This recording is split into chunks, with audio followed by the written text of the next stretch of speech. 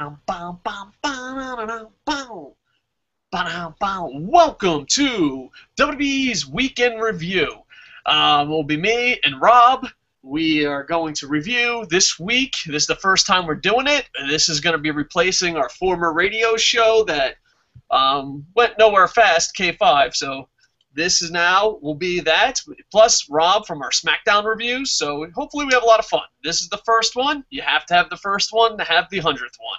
Welcome to WWE Week in Review. Now, we can't say win, loss, or tie because it seems kind of silly, because we've already broken down each show individually. So for this show, instead of win, loss, or tie, say who is WWE's MVP of the week. Plus, if you go on our channel, we have reviewed every show we're going to talk about individually, and Boom Boom did his own show, the Boom Boom Room, where he broke down Ring of Honor. All right, plus you can watch Impact reviews there too. Slowly but surely, we're going to add a lot more shows. Rob is our SmackDown guy, but he's like, yo, I want to talk about the rest of the shows. And we're like, how can we do that? How about a week in review? Done and done. So, I guess we'll start off with our MVP votes, or should we save that for the end? We can start off with them. All right, who is your MVP of the week? You're going to hate me for this, but our MVPs are the same, I'm pretty sure. Because for me, it was Kevin Hart. Because I love Kevin Hart as a comedian in general. Like I think it's great. But the push he gave Adam Rose, even though he's been calling him Fandango in interviews because he doesn't realize it was Adam Rose, was fucking phenomenal. Yeah, and he did a great interview on Daily Show. I think when it comes to celebrities, Kevin Hart was the best celebrity WWE has had in a real long time for multiple reasons. One, he put over more young talent than John Cena ever has. Two, every talk show he's going on, he is promoting Raw more than his movie. Like, his movie is Talk Like a Man 2 or something. I'm pretty sure that's not it. Think Like a Man. Think Like a Man 2. And the crazy part is that he's actually promoting Raw more than that. Like, if you watched him on The Daily Show, he's like, yeah, let's forget about the movie. Let me talk about Monday Night Raw. So it was pretty great. Granted, Jon Stewart's a huge wrestling fan, so it was kind of cool. But you know what? He did on Jimmy Fallon, too, though. Oh, did he really? So He's been doing it on all his major interviews, just like, let's talk about wrestling. That is friggin' awesome, dude. So, way to go. And he helps get young people over. I'm not going to be so quick to give a celebrity my MVP award. I'm going to give it to Seth Rollins. Seth Rollins. Really? Yeah, really, you piece of shit? For the record, if you are a new viewer, Rob loves the Shield, and he blames Seth Rollins for everything. But I really think Seth Rollins has been the most entertaining thing. He was on Main Event. He was on Raw. He was on SmackDown. He's just fucking the driving force. Well, no, wait. If we're basing it off who makes the most appearances in the week, No. That's a huge Cena's the MVP for the year. Not so fast, my fellow friends. He wasn't on Main Event. And the second thing is, not only has he been on every show, but he's had a huge segment. He's a huge part of it. That's why I'm so confused how he's not in the ladder match for the title. I'm so confused. But yeah, so there's my MVP. Down in the comments, I don't know how many live viewers we're going to get 4 o'clock in the morning stateside, but down in the comments, please leave who you thought your MVP was. Rob thinks Kevin Hart. I think Seth Rollins. Can we just end the show for the week now that you've said Seth Rollins? Because I don't even want to be your friend anymore. Are you wearing a John Cena t-shirt too? No, I'm actually wearing a Roderick Strong t-shirt. All right, let's move on. Of course, it had to be wrestling. All right, let's. This is how we plan on doing this. So let's let the internet infantry in. We're gonna go quick results, and then we'll say what we thought was good or bad about the show. Like I said, we will put links in the doobly-doo of the individual reviews. All right, so here we go. Quick results. I'm reading this off KocoSports.com, KocoSports.com, your home for combat sports, where the world comes to kick ass and where it's okay to be a passionate fan. Seth Rollins defeats Dolph Ziggler via disqualification, my MVP. Bad News Barrett defeats Dean Ambrose via countout. U.S. Champion Sheamus O'Shaughnessy defeated Bray Wyatt via disqualifications. Oh, it's all coming back, dude. Fucking bang, bang, bang. 3 clean finishes in a row. Son of a bitch. Rusev pretty much destroys the one-man band, Heath Slater. Adam Rhodes and Summer Rae defeat Fandango and Layla, and I think, yep, that was the one with Kevin Hart. That was your MVP. And the crowd was really getting into your boy Adam Rose. Roman Reigns won the WWE World Heavyweight Championship qualifying Battle Royal, which there was Vince McMahon-type shenanigans with spiked coffee and all that bullshit. But Divas champion Paige defeated Cameron. And Goldust and Stardust. Oh, Stardust came out. This was a huge highlight of the week. Maybe Stardust should be one of our MVPs. Yeah, I was like, fuck. I just realized that as you said it. I was like, fuck, I forgot about Stardust. Because I was really excited about that. I mean, you know, I changed my profile picture off my beautiful face to Stardust. Goldust and Stardust defeat Rybaxel. And then, of course, the biggest letdown of the night, John Cena defeated Kane in a stretcher match to qualify for the World Heavyweight Championship ladder match. All right. One in that. Like, there was no good outcome for that match. Yeah, there was no good outcome. I mean, that was just old school complete garbage. Yeah, so John Cena is going to be in there with Roman Reigns at Money in the Bank. And even worse, all the rumors right now that are circulating are all that Cena's going to win the title and then face Lesnar at SummerSlam. And that's disappointing. It's beyond disappointing. Like, it's got to the point where I don't even get angry anymore. It's just like, all right. Like, it's got to the point when John Cena, Dave Bautista, Randy Orton win the title. It's like, you know, I feel like Green Day. Wake me up in September. Wake me up when this is fucking over. You know what I mean? I don't even fucking want to see this. Maybe we'll take a vacation. Our first show back, WWE Week in Review. Next week, John Cena wins the title. All right. Wake us up in September when he loses. Wake us up in SummerSlam. Oh, man. I'm so tired of John Cena. Like, and not only that, but think about if that is what they go with. That means our SummerSlam Brock Lesnar match is going to be Brock Lesnar, John Cena. That's going to suck. And not only, but Brock Lesnar snapped the streak, has Paul Heyman, is a heel, steps on babies, once ripped off a tag off his pillowcase, just a complete badass, and we're all going to be cheering for him. Like, he punches babies as he walks down to the aisle, and everyone's going to be like, yeah, he punched my baby. Beat John Cena, please. You know what John Cena reminds me of? It reminds me of that one friend you had. I don't know if you've ever been in this situation, but I grew up in New Jersey, and fucking, dude, we just fight way too much. Now that I live in Japan and been around the rest of the world, I'm like, why the fuck do people from New Jersey fight so much? But, and you ever have that one friend who goes up against someone, and you kind of have to have your friend's side, but you're like, man, I can't wait to see that guy get his ass kicked. That's John Cena as a face. You're like, yeah, I'm kind of friends with his friend, and we hang out together a lot, but if he got his ass kicked right now, I would enjoy that. I mean, there's nothing good about it. And not only that, but the most casual fan is going to be like, oh, you broke Undertaker's streak. Dun, dun, dun, go, Brock, go. Go, Brock, go. Like, I hope that's not what happens. Like, especially because there's so many better options. Like, yeah. there are so many better options in that match. Well, you know what? I have to give. Maybe I'm getting soft to my old age, but I'm going to say this. I think John Cena would be better than Randy Orton.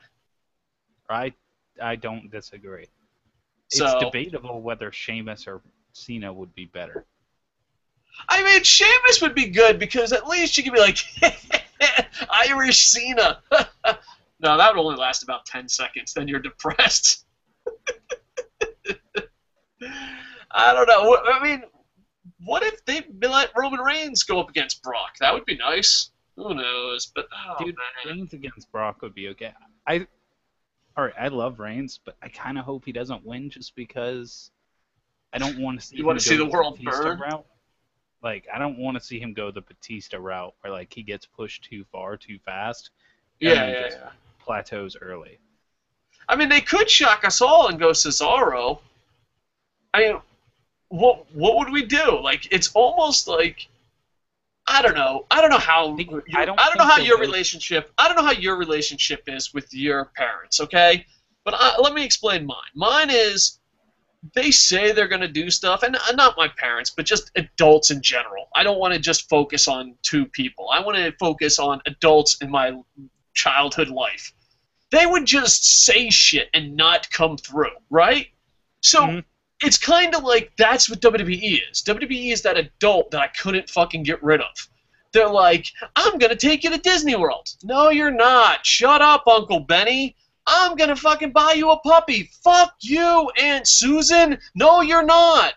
That's what Cesaro is. Like, I can't picture, Uncle WWE going, I'm going to take you to Disney World. Well, you see what happened? Go fuck yourself. Don't fucking tell a kid you're going to take him to Disney World and don't fucking take him, you fucking piece of shit.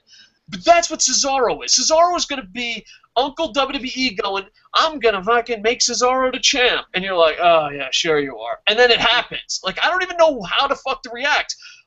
As a person who's had a rough fucking life, what is it like when someone says, you know what, something good might happen to you, and it does? Like, how do you react? Is that what smiling is about? Is that what saying thank you? My virginity. I was pretty happy with it. It turned out okay. That's good. Did Uncle WWE take that away from you? And then she did. All right. So, but yeah, I don't know. I think I would just. I don't know. I don't even know how I'd react. I don't think Cesaro is even. I think Cesaro is one of the worst choices to win it. Not because I don't like Cesaro, but it's a twofold reason. One, he's got the same con that Reigns does. Well, there's three reasons. He has the same con as Reigns, where, you know, if you push him to the moon, it might turn out really shitty because he might just get lazy. Cesaro's never get lazy, I guarantee you that. He has another flaw, though. Cesaro doesn't have very good mic skills. That's why Heyman's tied to him. Reigns has way better mic skills that have been improving faster. Let me show you how it's done, all right? Let me show you what it's like.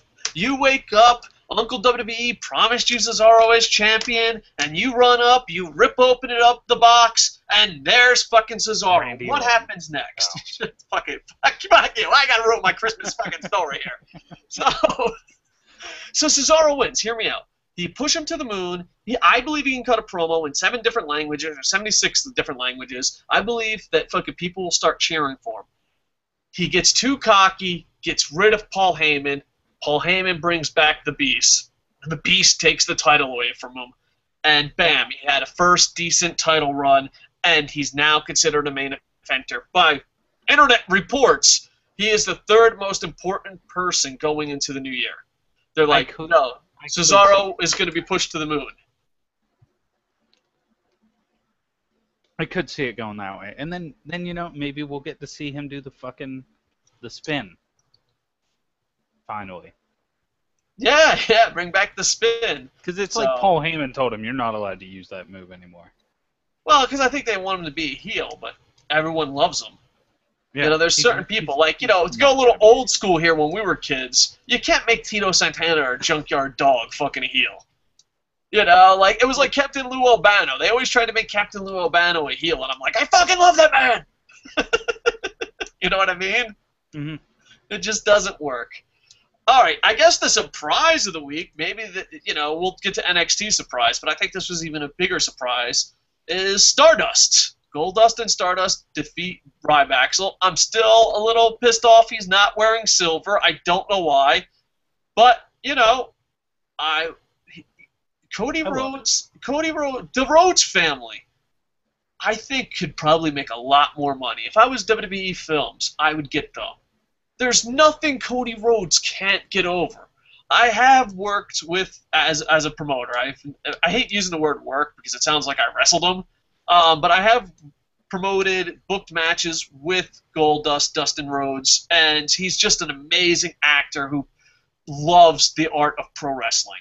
I just never see. Usually, when someone's big like Dustin Rhodes comes to a small fed like ours or mine, it's still going on. It's not mine anymore. But usually they're like, here's the fucking money. I'm going to do as little as possible to have the fans cheer once, so that when I pocket your money, I can feel like I earned it. No, fucking Dustin fucking did everything. It was just when I was working with him, and this was in his hard times. This is his hard times, not on his comeback, but in his hard times when I was working with him, I never worked with someone that took the show as seriously as he did. Everything was important, and I was just like, you know what, dude, you shouldn't be a wrestler. You should be an actor. Everything mattered to him. And I'm just so happy for his success. And these two guys are great actors. And you know what? I like this freaky deaky tag team. And I hope that they end Cody up. Rhodes could do anything. I hope that those two stay together and become an actual tag team. But you have to wonder if Goldust has that much more time left in him, just with his age. Yeah, well, he's in the best shape of his life, but at the same time, being the best shape of your life at that age can disappear very quickly. So yeah, I don't know. I would like to see a long run tag team with them, to be honest. So I was pleasantly surprised, and a lot of times we give WWE shit for fucking shit up. They hit a home run with this one. For me, that and Kevin Hart were the highlights of the night. Just really good moments. Yeah. Is there anything you want to say about the Divas champ, or just let it be? No. Yeah, I was really into Paige when she premiered and everything. I'm over it now. They're doing nothing with her. Yeah, and she's very young, but she seems very nervous on the big stage, and a lot of people want to pass her up, but I don't know. I don't think her time is up yet as champ. I think she still has a lot more to go, and hopefully she starts doing a lot better. Because I know WWE, her mom made a big stink on Facebook. People were harassing her mom and shit. Mm-hmm. And I was like, this woman has been in wrestling her whole life. Your daughter is in WWE. You didn't expect fucking freaky deaky people to go out of their way to fucking Facebook message you? She went all crazy, yeah, you can't stalk and fuck my daughter. You don't have my permission. No shit, lady. I would do things to Paige. I'd take her out for coffee. The same coffee that Vicky Guerrero got thrown up all over. Dude, how bad is that? And the worst part is, according to internet, Vince McMahon was masturbating and thought it was great. But that horrible segment led to Roman Reigns winning the qualifying battle royal. Him and Rusev in a standoff really got a great reaction. And I found this to be one of the most enjoyable parts of the show. So, your thoughts on Roman Reigns? I mean, you're a former Shield guy. You know my thoughts on Roman Reigns. Yeah, Roman Reigns. All right, the match you want to talk about, Kevin Hart. We mentioned this a million times on the Raw review. Kevin Hart helped put over young wrestlers better than John Cena has his whole fucking life. I absolutely enjoyed this segment, and you know what? I'm not a fan of Fandango or Adam Rose, but I'm happy that they're getting over. You know what I'm saying? It's a weird situation. I could give two shits about Adam Rose and Fandango. You know what I mean? I'm like, God, who gives a fuck about these two fucking idiots? That's my honest opinion. It's Fandango, bro. Fandango. Oh, sorry, but There's I could give. In the middle. Listen here, pal. I could give two fucks about these two guys, to be honest with you. But there's something still special about them getting over. I don't know why. Maybe I'm fucking getting old, but you like Adam Rose, young people like Adam Rose, and I'm like, I don't fucking care. But when he was dying out there, I felt bad for him. And now that he's getting over a little bit, I'm like, wow, good for that kid. Good for him. Well, meanwhile, he's 98 years old. The way Kevin Hart did it, though, was brilliant. Because if he had just immediately jumped in, it wouldn't have been as good as, at first being like, dude, no, you're weird, go away. And then, sitting at the commentator table, humming the song and stuff throughout the match because it's just stuck in his head, and be like, it's catchy, and then being like, I got to do it, and just going in the ring with him and everything. It was from I don't get it, I don't want you around me, to the slow all right, I get it, I like it. Yeah. It was enjoyable, so I'm glad Adam Rose is getting over. Rusev destroys Heath Slater. I don't know where. Well, we already went through the whole recap. Yeah. I'm just saying if there's anything you want to hit up. Sheamus. And the 3 disqualifications. The 3 disqualifications were bullshit. That's a horrible way to start off any Raw. Yeah, I So don't get why they did 3 in a row. It was like, I don't know. Like they wanted a hat trick. I don't know. I don't know. It was just bad. It was bad. All right. You ready to skip to main event?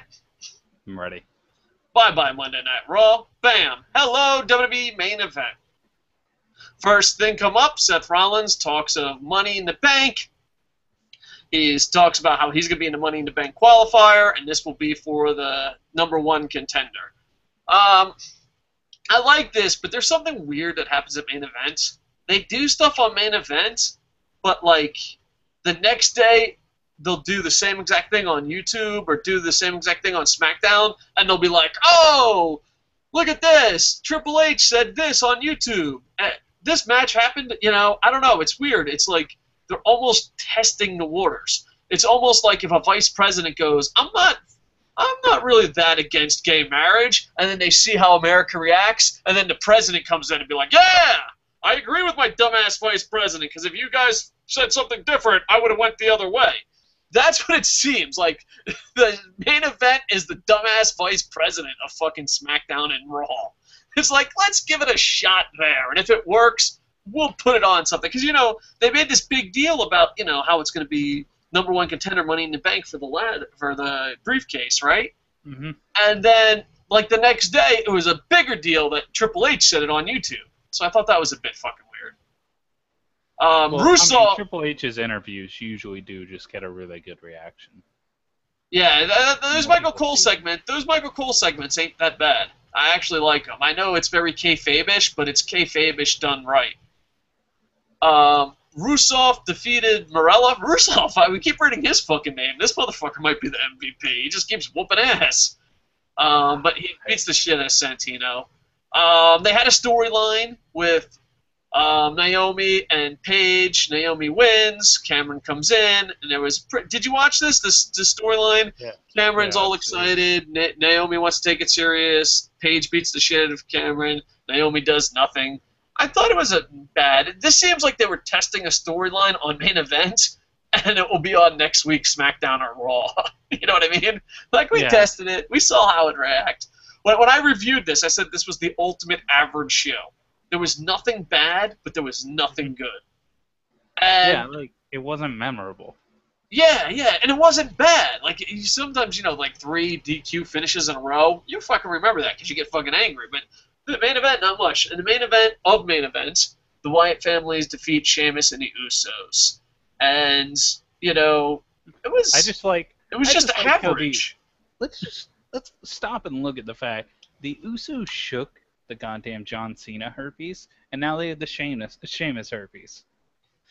Yeah, I don't think they're ever shaking it. I think the Usos are going to be the good guy D-Club's fucking... You know what I mean? I think they're always going to be stuck with the super-duper faces who can't get over, and it's going to ruin their career while everyone's like, we're helping out the Usos. Because I'll tell you what, before Sheamus, before John Cena, the Usos were a hell of a lot cooler. You know what I mean? I mean, I wasn't around then, so to me, I'm just like, they have some neat gimmicks, but I'm not that into them. I'm way more into they had some really big surprise matches. What put them on the map was they had a pre-show with the Shields. It was a pay-per-view, and they had a pre-show match with the Shields. And the Shields and the Usos fucking stole the show on a pre-show on YouTube. Wow. And it was like, oh, time to push these guys to the moon. You know what I mean? Mm-hmm. Like, when someone says, did you buy that $60 pay-per-view? No, but did you see the match on YouTube? That was the best part. Like, I remember reviewing that pay-per-view and being like, fuck the pay-per-view, go watch the pre-show. I guess if you steal the show in a YouTube pre-show, you're going to get a push. I'm just going to recap one more time. Main event, I thought it was the ultimate average show.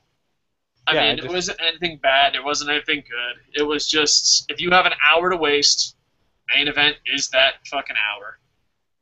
Yeah, like there was nothing in it that made me just go, oh, I really want to talk about this. No, I was like, all right, whatever. Is this over yet?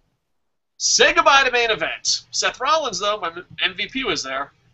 Yeah. NXT! He's everywhere. He sucks dick. He's got to go to a lot of places to get all that dick in his mouth. Are you ever going to forgive Seth Rollins for crushing your beloved Shield? No, he was one of my favorite members of the Shield. I want to tell you something.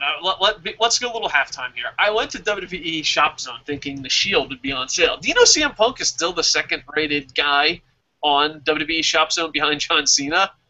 I wonder if he still gets the commission. Yeah.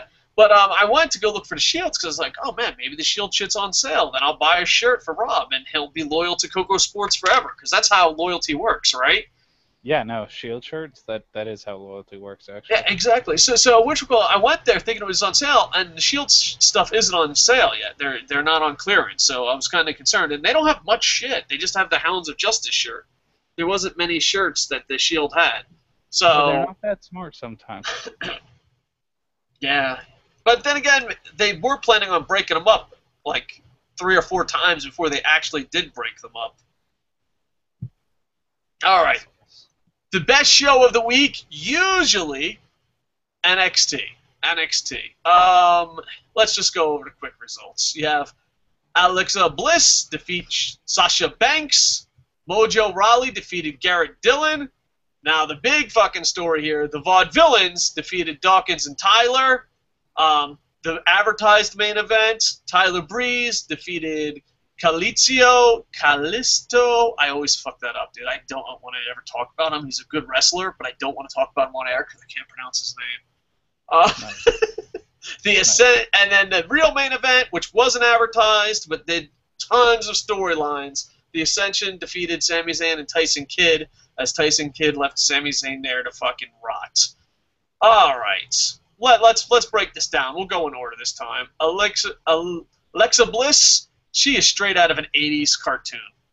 An 80s girl cartoon. Sasha Banks, all this. The problem I had with NXT is NXT used to be something special. It was the highlight of my week. And now it seems like storylines are really taking over. Now, NXT always had storylines, but they were not weak, but light storylines. You know what I'm saying? Like, oh, there's a storyline, but it's simple. It seems it's getting very WWE-ish here. Well, having the storylines in there is good, though, because it does get those people more experience. And I think that's better, since NXT is basically a boot camp for WWE anyways. Yeah, that's true. So this was, even though Bliss won, this was more about the beautiful people. I mean, best BFFs. This is mostly about them arguing and fighting and breaking up on the inside. And Bliss took advantage of it with a roll-up. Very storyline driven. Now, I did, on my review, I kind of threw this guy under the bus. And you're more hip to the young guys. Mojo Rawley defeated Mojo Rawley. Dude, so do I. This is what it feels like. I hate Mojo Rawley. All right. I don't know how old you are, but I am reaching 30 highs. Okay, I'm very fucking old and nerdy. But I work security. I still work the nightclub scene, but I'm not part of the nightclub scene. You know what I'm saying? I'm like, oh, okay, I'll work security. I'll fucking set up security, whatever. You know what I'm saying?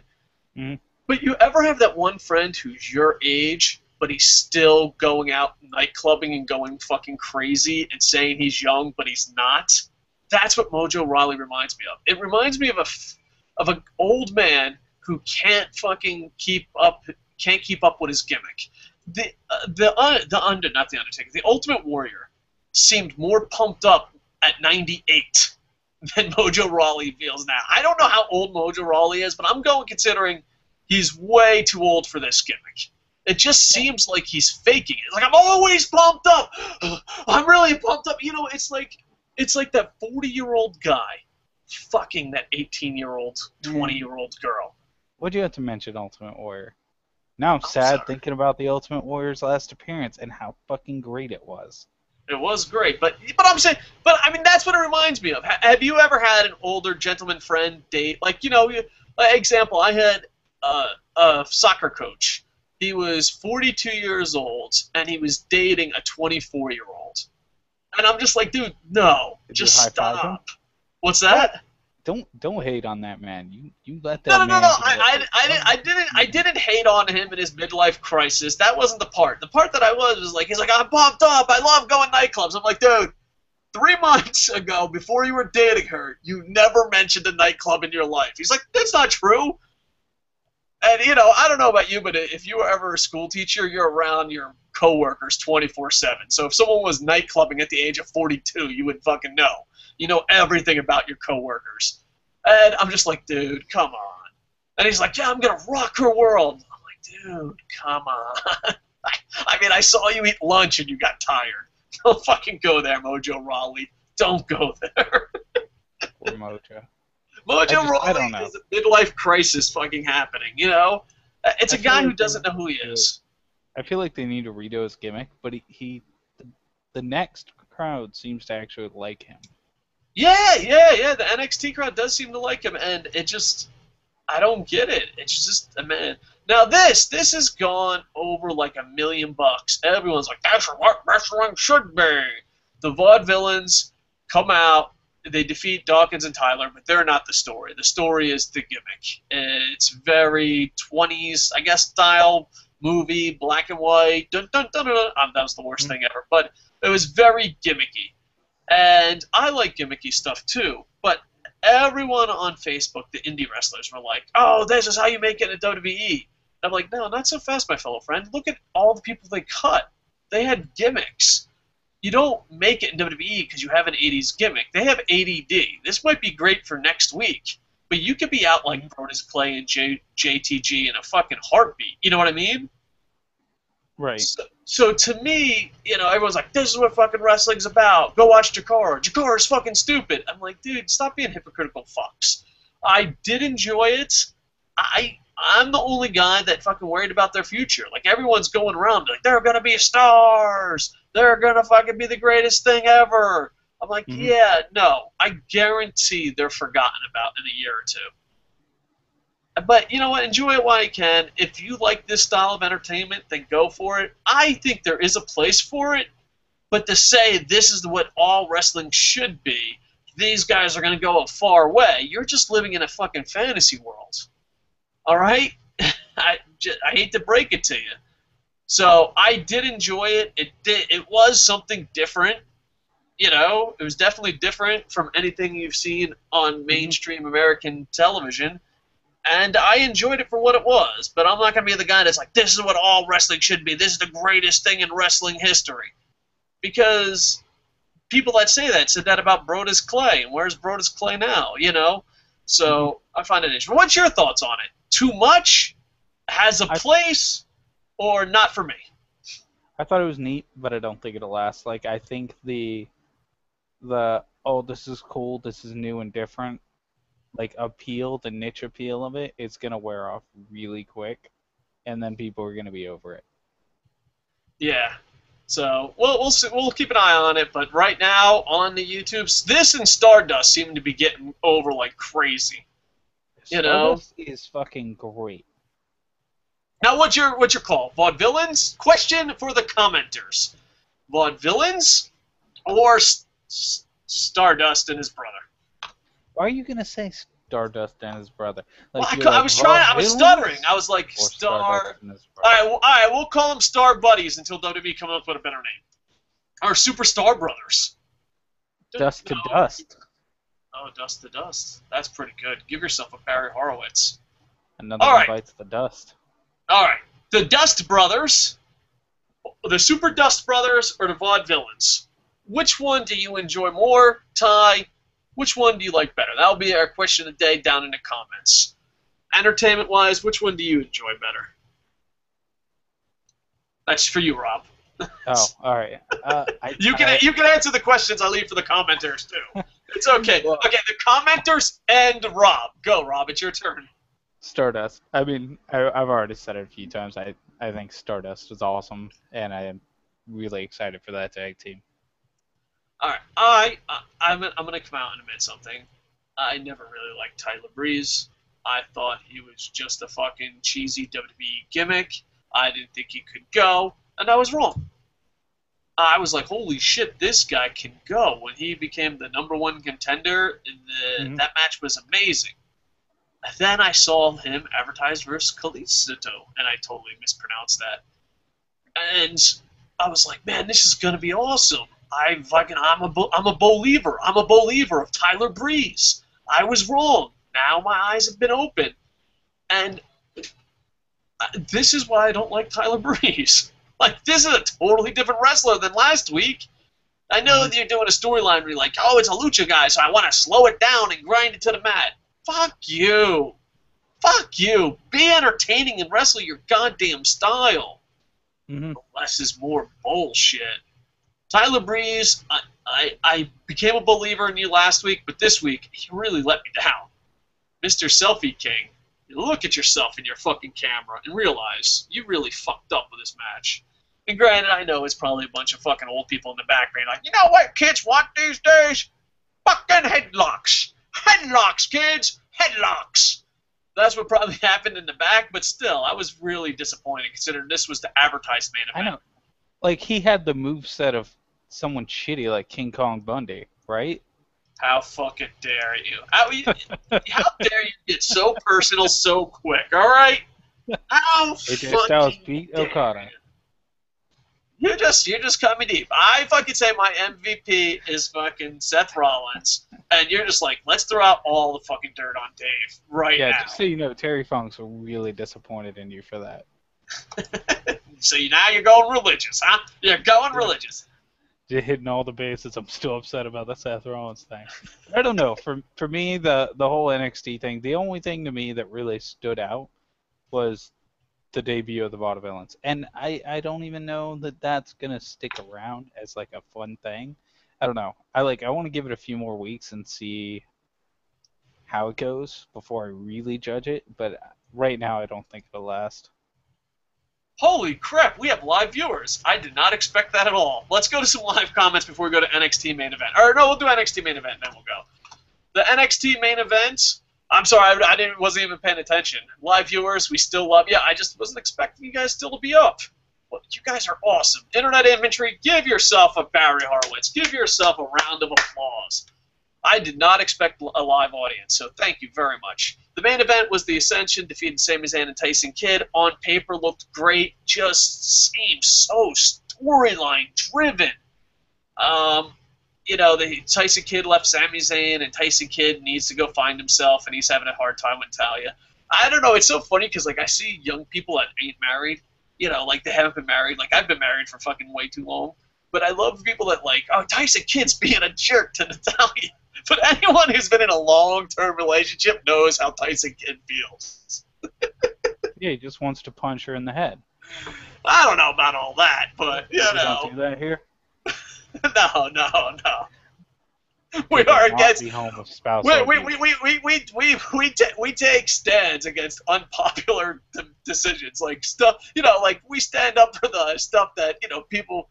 We're against domestic violence. There, I said it. You know what I mean? I know it's a crazy pioneer. Domestic violence storyline, a lot of it has to do with television. I know Spike TV was against it, and I know in Canada you can't.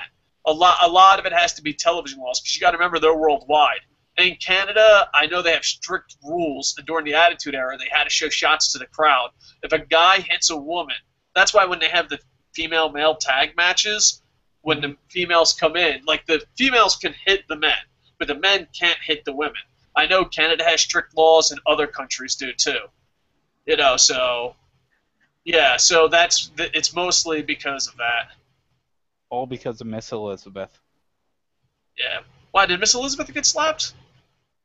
Well, remember she got... She got hit. She got hit. She got hit, and then that broke up the Mega Powers. Yeah. You were mad because in one of my reviews I considered... Oh, it was the SmackDown review. We'll get to it. You were really mad about me comparing Fandango's storyline to the Mega Powers. All right, let's go to some live comments. You guys are freaking awesome. Ewok from Endor is live. Sweet. Appreciate it. What do you think about Vince not liking the new talent from NXT? It's just an old man that fucking wants to put over his fucking people, and he's surrounded by yes men. That's what it is. I think it's something deeper than that. I think it's a lot of the WWE higher-ups I don't think have outside-the-box thinking. I think they have a very set thought pattern on this is the formula, this is how the formula works. Don't deviate from the formula. If you deviate from the formula, you're a piece of shit. And for them, a lot of the NXT talent coming up aren't part of that formula, They're not like a 6'5", fucking 250-pound dude that's gonna wrestle in a pair of Speedos. Yeah. It's just deep down So inside. if Paige wanted to wrestle in just a Speedo, I'm not saying I'm against it. No, I think it's a little bit of A, a little bit of B, but it reminds me of, dude, tell me if any other wrestling show, I watched this show with my wife, tell me if any other wrestling show uses this as a reference. It reminds me of the Kerry Diaries. You ever see the Sex and the City prequel? Oh, God, I'm going here. But it reminds me of it. I think Vince McMahon, well, in the show, there's a gay guy who doesn't know how to be gay. I think Vince McMahon is that high school student, but he's only fucking 70 years old now. I thought the Sex and the City prequel was Porky's. No. All right. Control. Ewok from Endor. I think this might just be... Oh, no, we do got some more. Ewok from Endor here. Do you think the Ascension will make it to the main roster? They're quite old. Also been NXT champion for years. LOL. Honestly, I can't remember who the last champs were. They really have put the championship belts on the thing. They are very old. I do not enjoy them as much as the internet does. Everyone's like, I can't wait. They're like, I can't wait for the Ascension. It's gonna fucking be awesome. I'm like, really? And not only that, but the fucking lighting. I don't know. I don't know if you have as many concussions as I do. That lighting fucks with you in a concussion. You're like, all right, I'm just gonna look away from my screen for a little bit. I think they're neat, but to me, I don't know. I don't know. I'm not that into them. I look at them, and the first thing I thought, the first time I saw them wrestle when I first started watching wrestling again, I was like, what is this? Is that Shitty Hawk and Animal? Yeah. That's what everyone thinks. Hawk Animal? Yeah, it's hard to be a tough guy, a tough tag team, especially with older fans. Because I don't think when people think tough guys, they're like, you're not going to get tougher than Road Warrior or fucking Hawk and Animal. But yeah, I think they'll make it to the main roster and have a short run. I think it's just timing-wise. I just think it's a matter of when it's going to happen timing-wise. BGC Fan 17 says, what do you think needs to happen to improve WWE? Well, that's a huge question. I think they have to give... all right, you want to go first? They need to go to CM Punk, and I don't care what you need to do. You need to grovel to him, and you need to make him believe that if he comes back, the WWE will start doing things different. And you need to actually look at criticism people have had for years.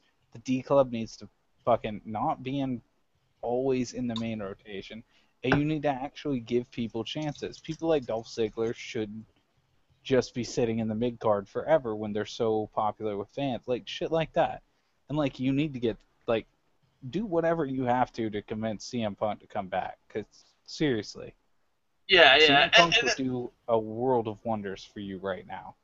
Yes, he would, but that's short term. I think you have to change your system, and we have talked about this before on air. I think you need to get the fucking main guys out of the way as far as talent goes and creative. And the way to do that is have it where it's like baseball.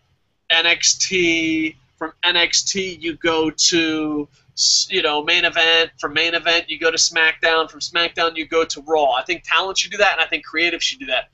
And I don't think for every one wrestler, there should be two legit writers. Not even writers, just storytellers.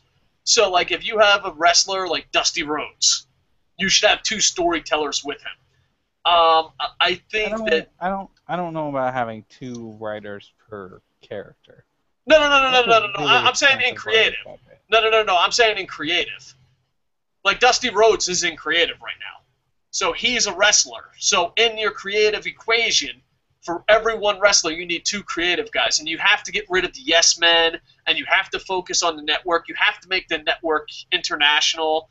You have to have different shows that mean different things to different people. So you need to figure out how to get Raw and SmackDown and NXT onto your network. Yeah. So I think a lot of it has to do with network, moving talent along the right way, and moving creative along the right way. Because you can't just keep going back to the same storylines, and you can't book. You have to book what the audience likes, not what you like. No one liked Vicky Guerrero getting puked on, except Vince McMahon. But the reason why it was on television is because you're not satisfying the audience. You're satisfying yourself. And I think that's a huge fucking factor. You can't, like example, I ran shows where people liked old school wrestling. I'm not a big fan of old school wrestling, but you give the audience what they fucking want. And I think the best wrestler who connects with the crowd, good or bad, should be there. And I wouldn't, like, all that marketing they put into John Cena, and it's a complete failure. Why not spread the marketing out? You know what I would do? I would learn marketing from UFC. I say this all the time. When it comes to booking, when it comes to being creative, UFC is the best pro wrestling company in the world. And people are like, well, it's not pro wrestling. Yeah, but the storylines, the booking, the hype, that's all WWE stuff. And they're getting out WWE'd by the UFC. You watch a Monday Night Raw before a pay-per-view as a pro wrestling fan, you're not interested. You watch a 1-hour documentary / UFC pre-show, you're like, holy shit, I gotta watch this fight.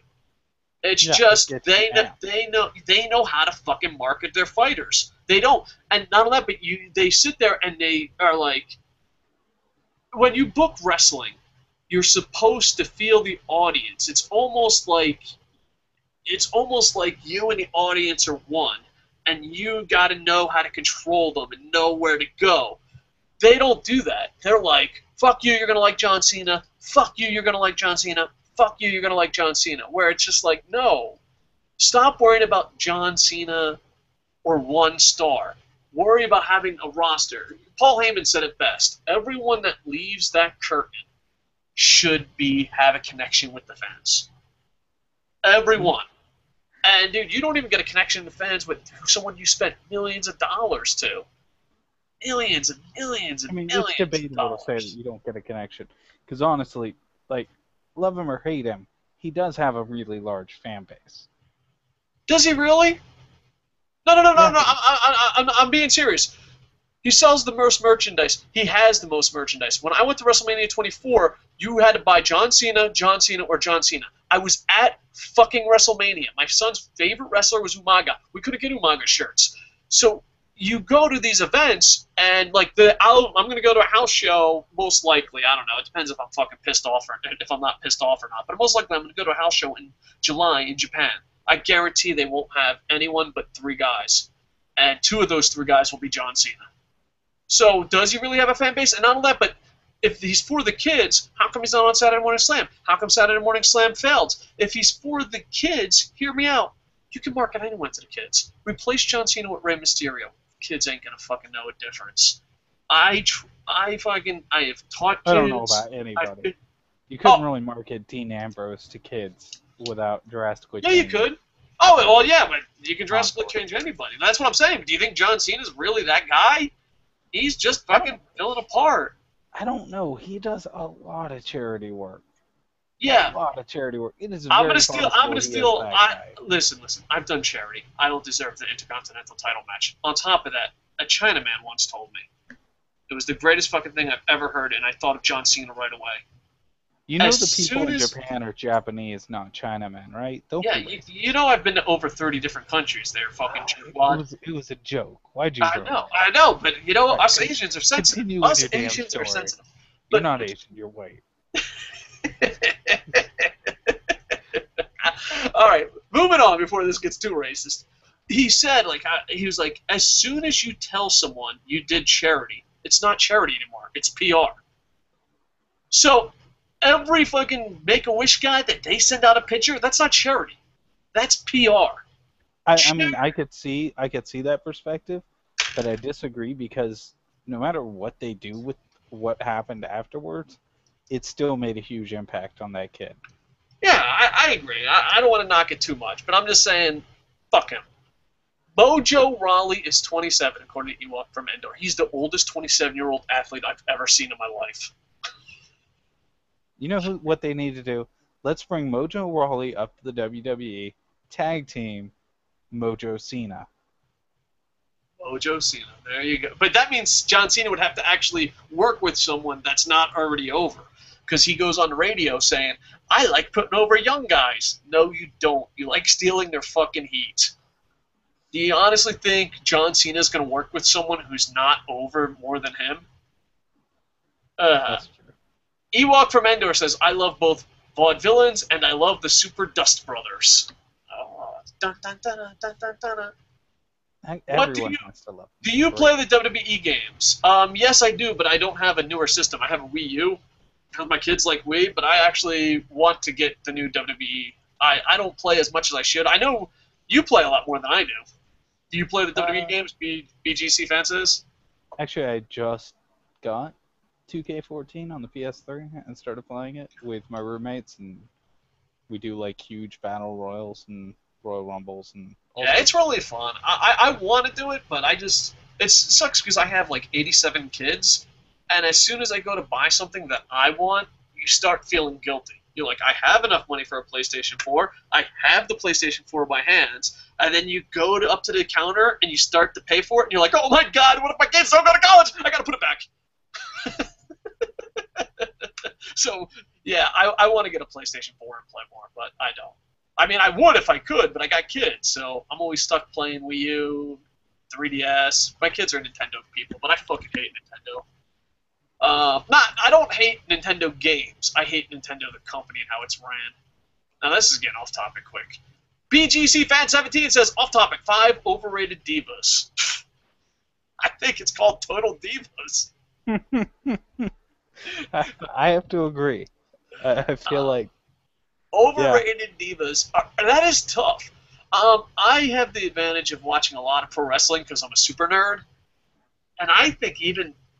I could say Trish, Lita, almost everybody's overrated. They're not very good wrestlers. There's very few don't you good talk wrestlers. about the rated R superstar's sexy sidekick like that. Yeah. Overrated divas. That maybe we could do this on another topic, but there's so many. You might as well say who is the good wrestling divas. You might as well change that, turn that around. But I don't think Trish Stratus is as good as people make her out to be. I don't think Lita's as good as people make her out to be. I don't think, Molly Holly was awesome, but no one got to see that. Victoria is pretty good. Gail Kim is good. Awesome Kong is good. AJ Lee is good, but she was overrated at first, small part of her career. No, let's be honest.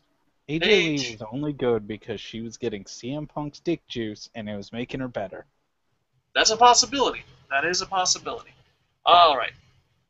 Ewok from Ender. Dave, it's 10:40 a.m.-ish in the UK. I was surprised to see you doing a live show. Yeah, we plan on doing a lot more live shows. This is something that's it.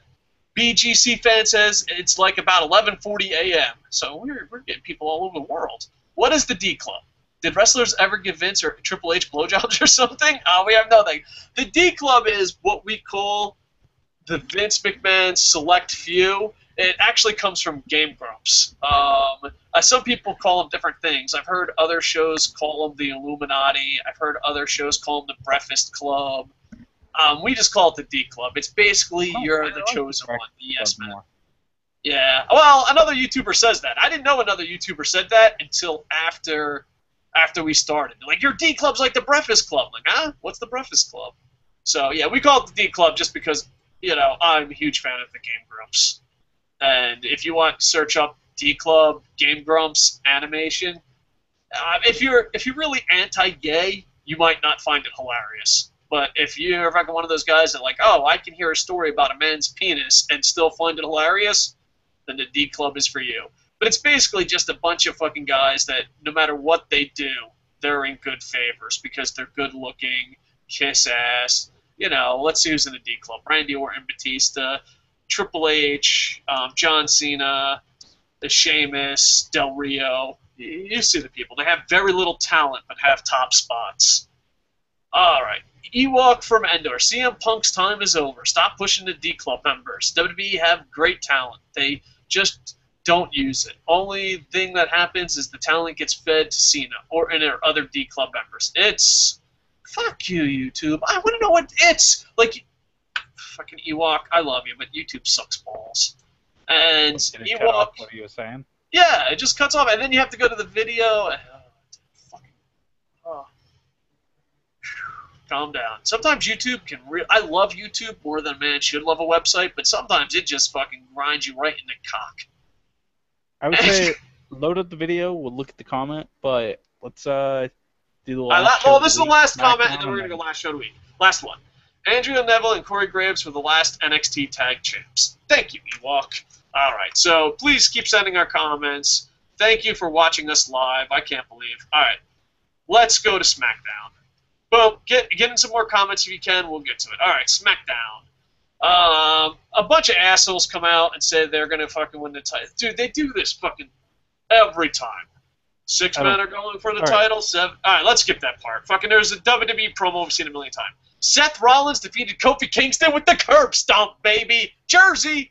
Dolph Ziggler defeated Bad News Barrett, and Barrett attacked him afterwards. Adam Rose defeated Titus O'Neil twice, and he was really getting over with that SmackDown audience. Kane defeated Dean Ambrose because Dean Ambrose loses control and admits his manly love for Seth Rollins. Big E Langston defeated Jack Swagger. Bo Dallas, I am a believer, defeated Fandango. That's the match that fucking, I think you almost died on the SmackDown review when we were talking about it.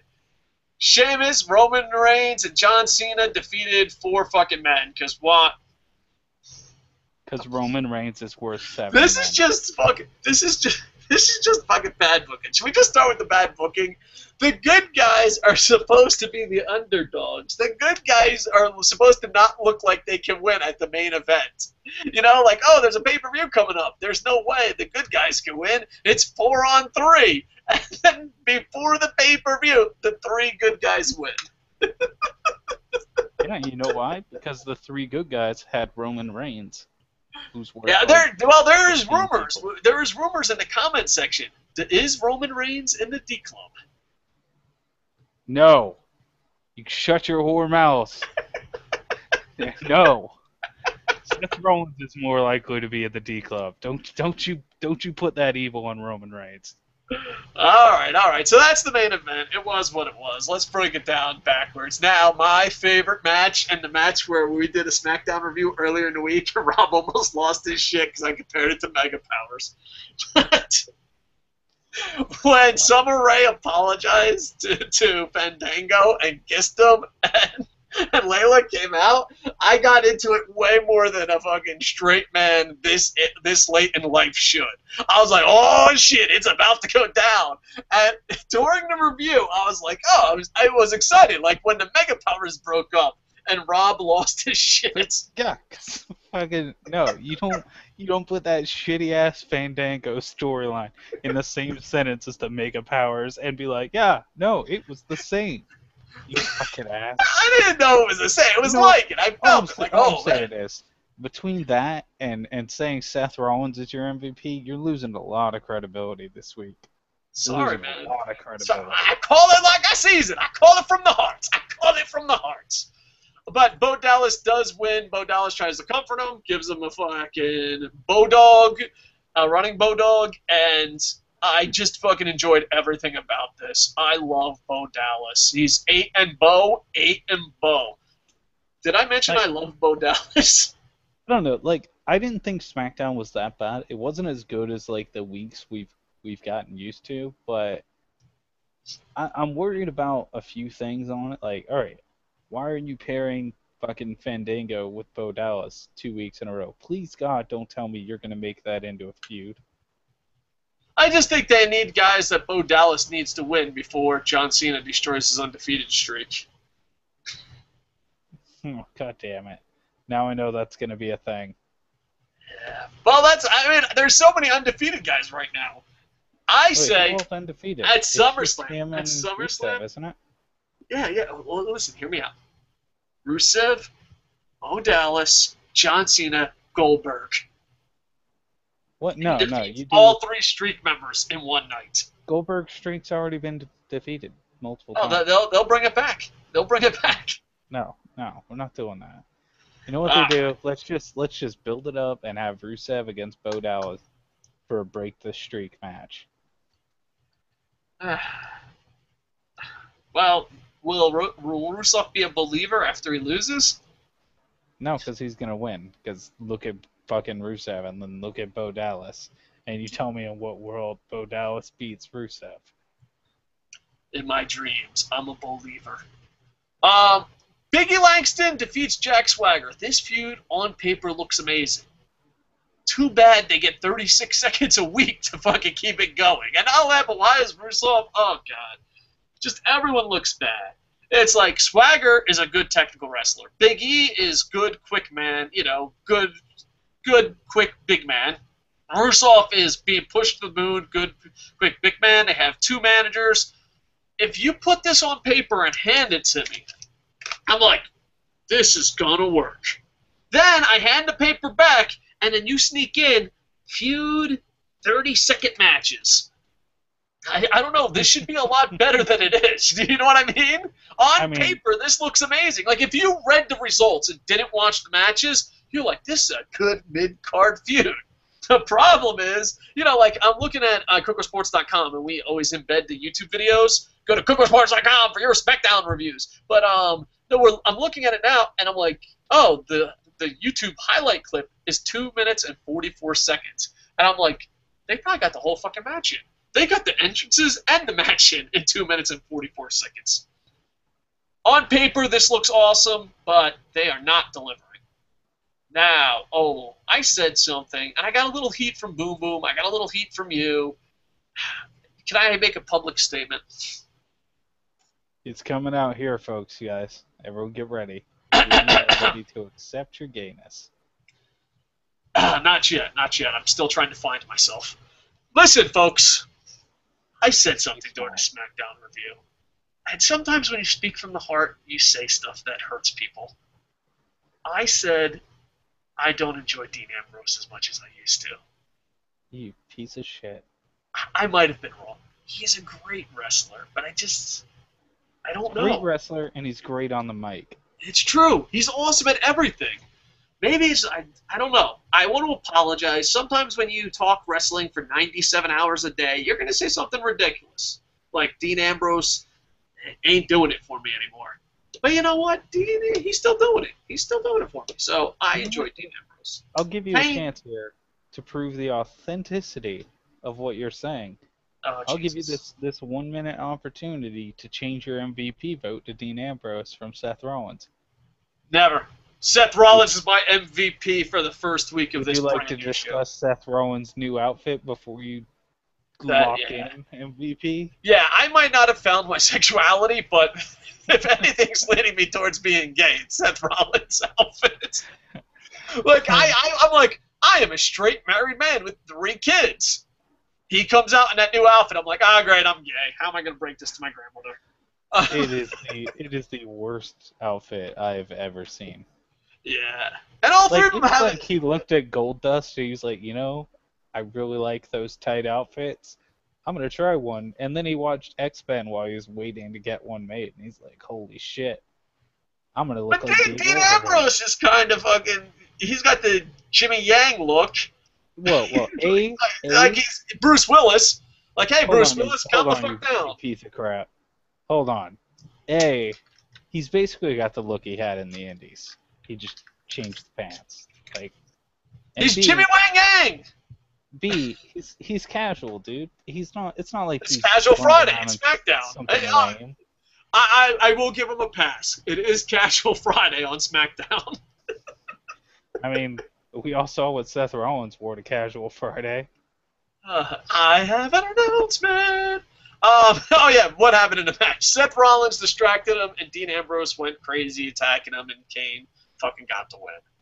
Adam Rose defeated Titus O'Neil twice. He's getting over. You got to be happy about Adam Rose. You're an Adam Rose guy. You got to be happy about that. I am. I liked it a lot. I thought it was great.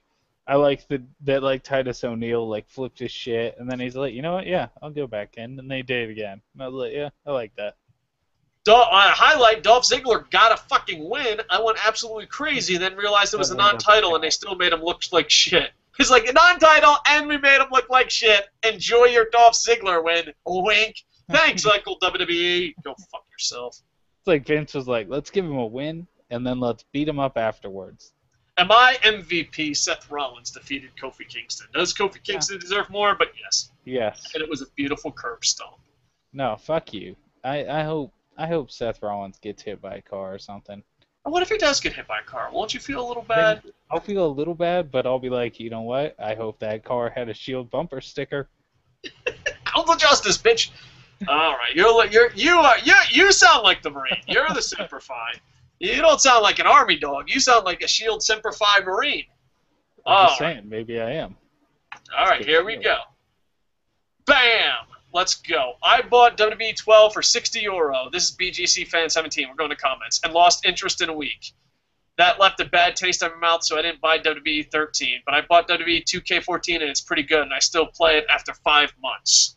Yeah, I want to get into video gaming more. I used to video game like crazy, but then I had 76 kids. Ewok from Endor says, it's wrong. I don't know what's wrong, but he's fucking putting it down. He probably should have went to this comment He's probably talking earlier. about the fact that you fucking named Dean Ambrose as a shitty wrestler and then called... I didn't say shitty wrestler. I just said I did not enjoy him as much as I used to. You said a lot of I think he said... Maybe the fact that you compared fucking Fandango to the Mega Powers breakup, maybe that's what he's saying is wrong. There's a lot of shit you said that I could see him feeling like it's wrong. Yeah, I have been wrong before. I don't know about you, because, I don't know if you pay attention to other YouTubers. I'm never wrong. Dude, Boom Boom, I love him to death. Will never admit he's wrong, and other YouTubers will never admit he's wrong. That's not my style. I've probably been wrong 17 times in the last 2 minutes. BGC Fan 17 says, what do you think of Mickie James? I am a woman, by the way. Whoa. We should treat her a lot better. BGC Fan 17. Well, hello. Welcome to Internet Inventory. I hope you enjoy your stay. I like... Put your pants back on. Sadly, I'm not even wearing pants. Thank God this is an audio show. This is awkward. Yeah. Mickie James. I thought the lesbian angle was great. I thought she was great in the Independence. I don't know how old you are, but she did do a little extra activity in porn, and she looks a lot better now. Mickie James is a great wrestler.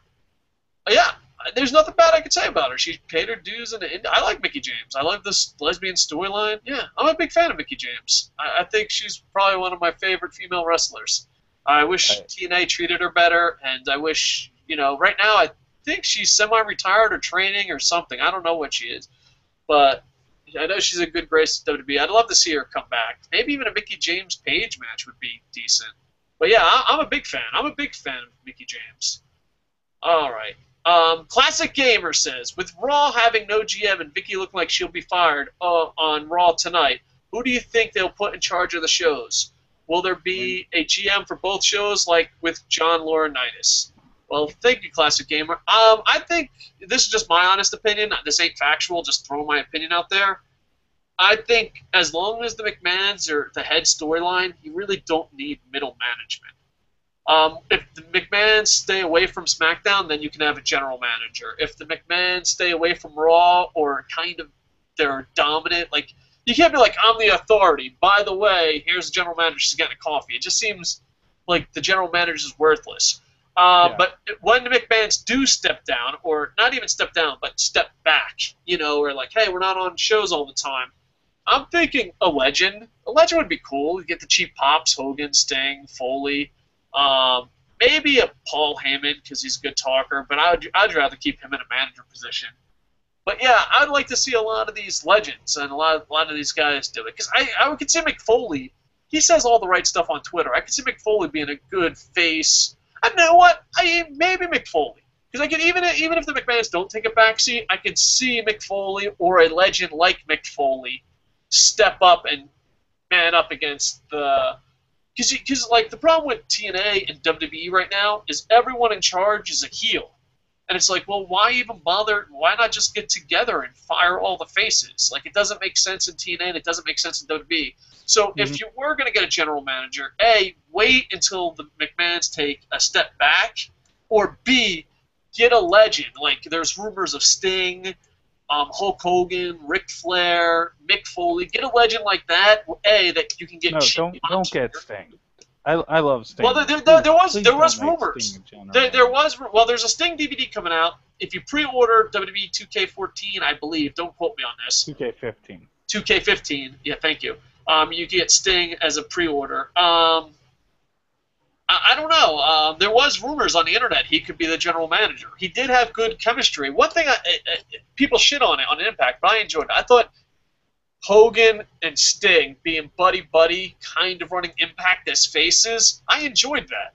So I could see WWE stealing that idea from TNA. But if you're going to have a general manager, I think it has to be a face, and it has to be a legend to stand up to the McMahons. Because if you're going to have a heel general manager, the McMahons kind of have to take a back seat. It's because what's the point? Like, these guys are my bosses. They're here 24/7.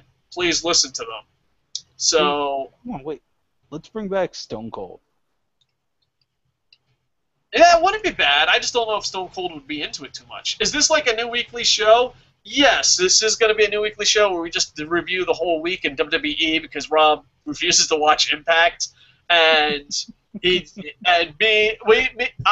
review a lot of shows. Me and Boo Boo review a lot of shows, and Rob is our SmackDown review guy, but he also wanted to get his views on other shows. So it's like you only got to watch. I only got to review the minor leagues. And like every week, I'm watching major leagues, and I'm like, fuck, I want to watch the majors. So, plus, this was originally a radio podcast, which we're still kind of radio because there's no picture, but it was a radio podcast on another network. But that worked out great. So we're here. Was that the most politically correct way of saying anything? Well, I mean, to be totally blunt, like, it shut down due to my walking away from. Yeah, you see him punk that shit, and I just sat there like Daniel Bryan. Like, Rob's like, fuck this shit, I'm out, I'm going to KocoSports, and I'm like in the room at the old network going, yes, yes, yes, fuck. So you see him punked our radio show, and I was just stuck there. But now we're here, and we still love those guys. We just don't mention them by name until they come through. All right. Ewok says she's awesome. I miss her. He's either talking about Mickie James or Rob. See what I did there? Definitely talking about Mickie James. It's definitely Mickie James, you piece of shit.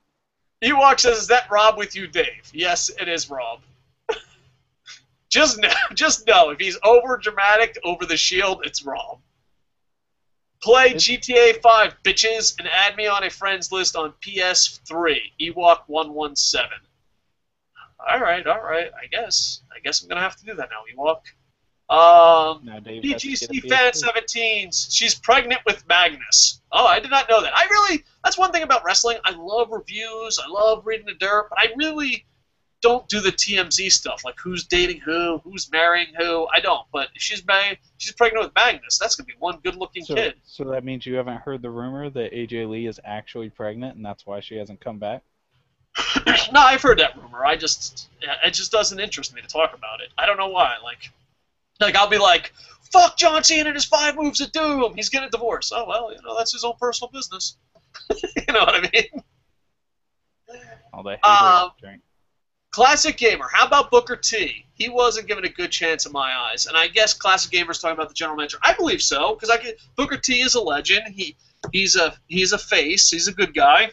And I could see Booker T standing up for himself, So I don't know if they would have Booker T because he has his own indie fed. I don't know if that would be a factor. Well, but I don't think so. And WWE's not big on black people. Well, that's true. That is true. But I think Booker T would be great. Yeah, but it has to be someone that could stand up to him in the face because one thing TNA did, and I'm speaking a foreign language when it comes to Rob and TNA, one thing TNA did good for a couple weeks and then fucking flipped the script, they had MVP as the good guy and Dixie Carter as the bad guy, and MVP could get the best of her. I think they have to do something like that. But yeah, I could see Booker T filling that role. I really can. And Booker T is a really funny guy. I enjoy Booker T on screen. I always thought before Stardust came out, I always thought the mixed tag team, they had to at least brought Booker T out once. I was kind of disappointed about that. I'm happy that Stardust is there now, but I wish 1 week it was Booker T was his partner. I would like it a lot if whoever they bring in, they just make sure that person can actually still wrestle. Oh, yeah. Oh, I think Booker T could do a match here and there. Yeah, that's a good point. Because I would like to see that person just be like, say they make a decision and then the authority's sitting there bitching about it, and he's like, well, I made another decision, and then it's him and Triple H in a match that night. I know, but then it might abuse his power. I don't know. When I actually heard the words come out of your mouth, I was kind of disagreeing with you. I was like, that sounds cool, and then you actually told me, I'm like, nah. Because the problem is, it will get out of control. All right, you want to do one more comment and wrap this bad boy up? Sure. Best show of the wrestling week? Question mark. All right, sure. Best show of the wrestling week. Ooh, that was tough. Let's see. NXT was a bit of a letdown. Raw has been a letdown. I'm going with Raw just because Roman Reigns was great on Raw. Yeah. So, and that means, well, I don't know. He was great on SmackDown too. Shit. So both of them get a Roman Reigns star. He had more segments on Raw, so I'm gonna go with Raw. And Ambrose had a great segment on Raw.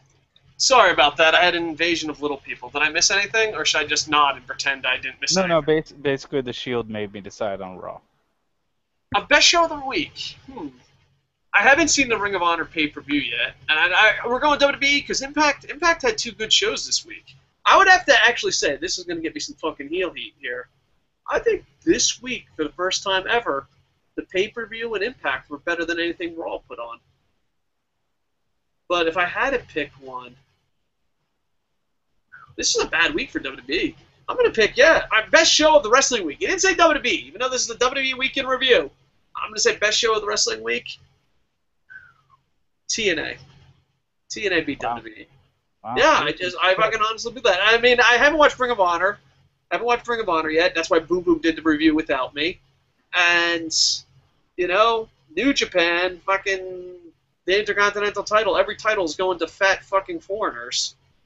I was like, yay, Bullet Club! I can join it and win a title. Yeah, that's fucking great.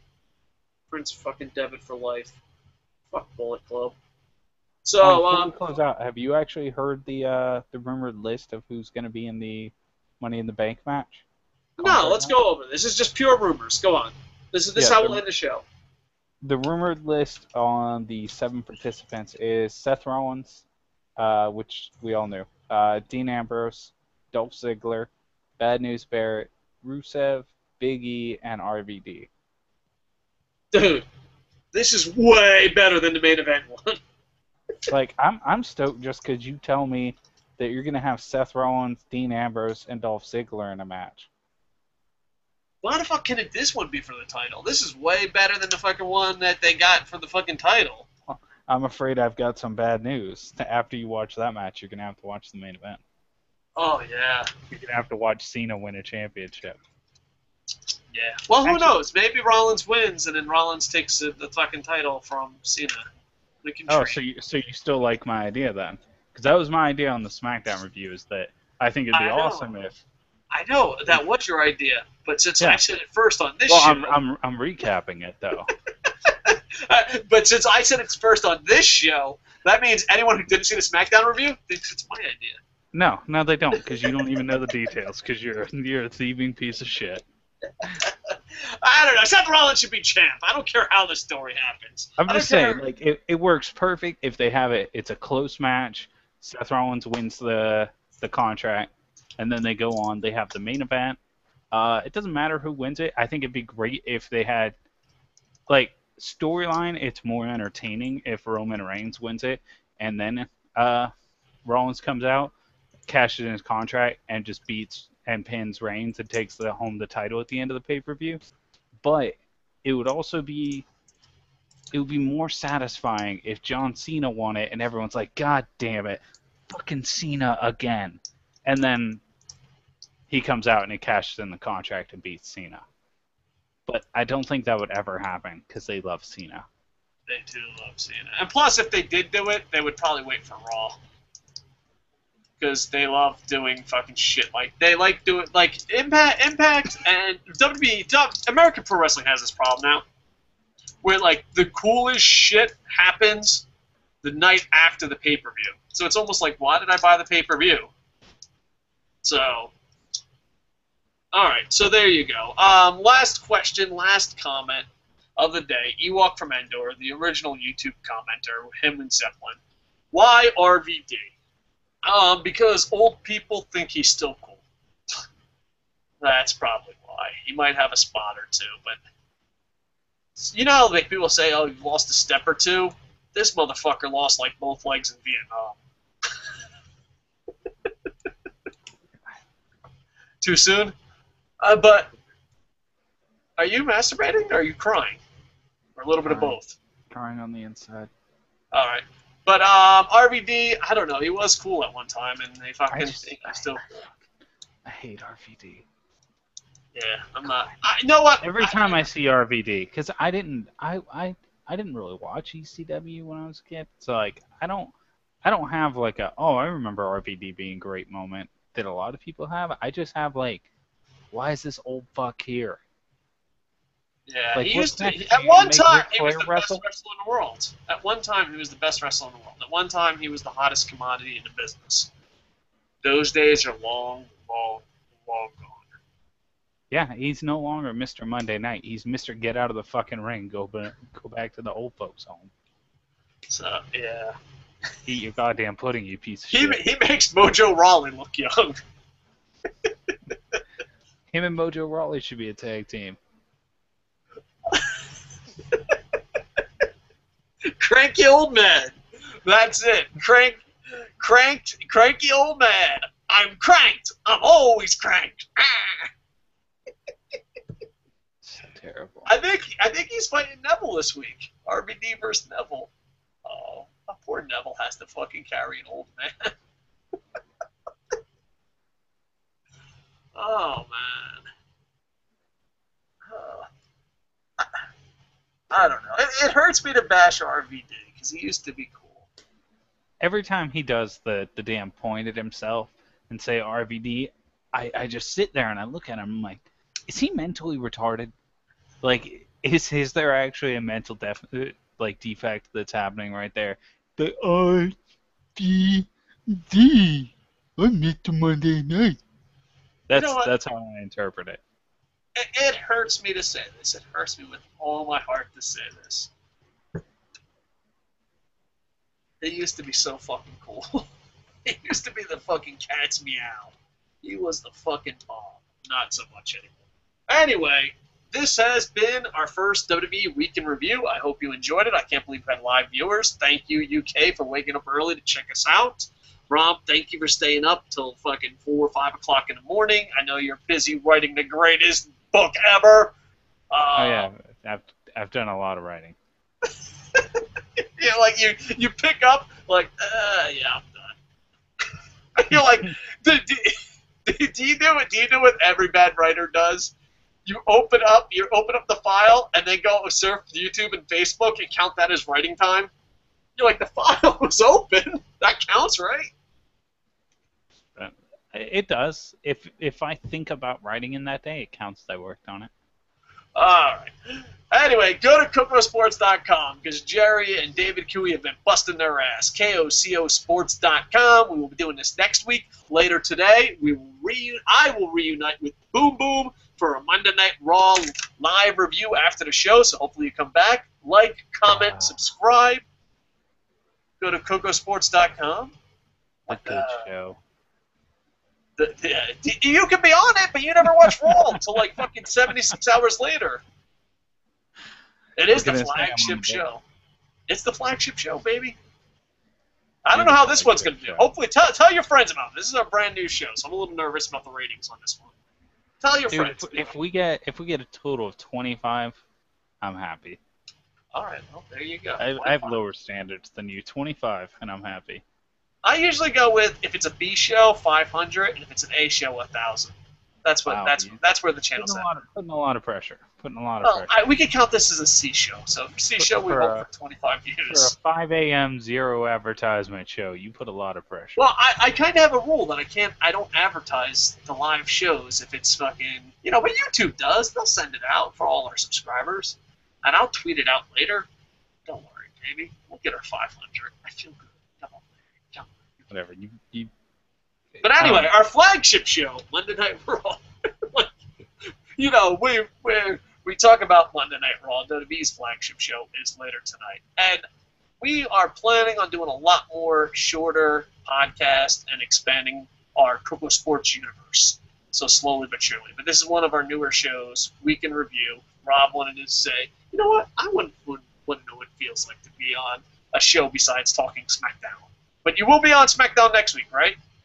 Yeah, and then you said, yeah, but don't you want to do the TNA review? And I said, LOL, no. Yeah, you are very anti. TNA had a good week this week. Last week, not so much. Last 10 years, one week out of 52 does not make worth watching. All right.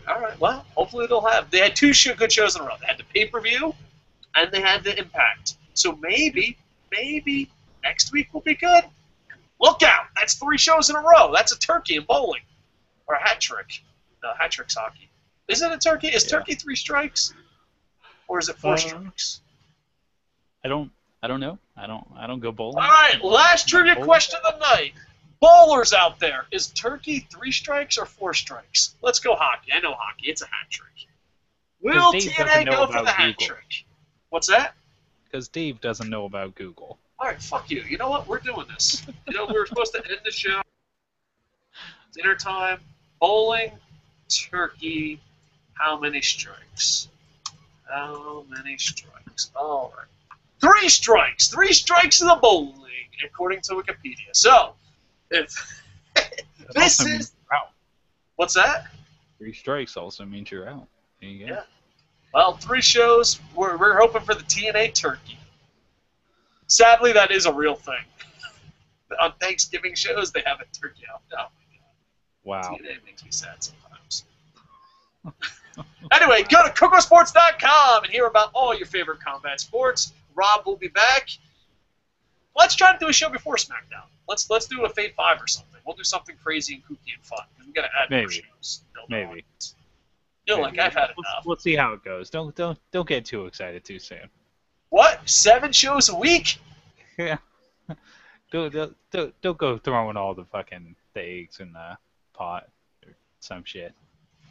You want to look that up on Wikipedia before we go? No, I'm good. I'm good. I'm gonna just butcher something like I'm the dude on Boondock Saints and call it a day. All right. Hey, go to KocoSports.com, KocoSports.com. It's where the world comes to kick ass. Your home for combat sports. Jerry and Pablo and David Cooey are busting their ass to make it the #1 place on the net. Hopefully one day we can earn your loyalty. Also, if you have a couple bucks laying around, you're like, dude, I have an extra $20. I like to support fat guys yelling into webcams on YouTube.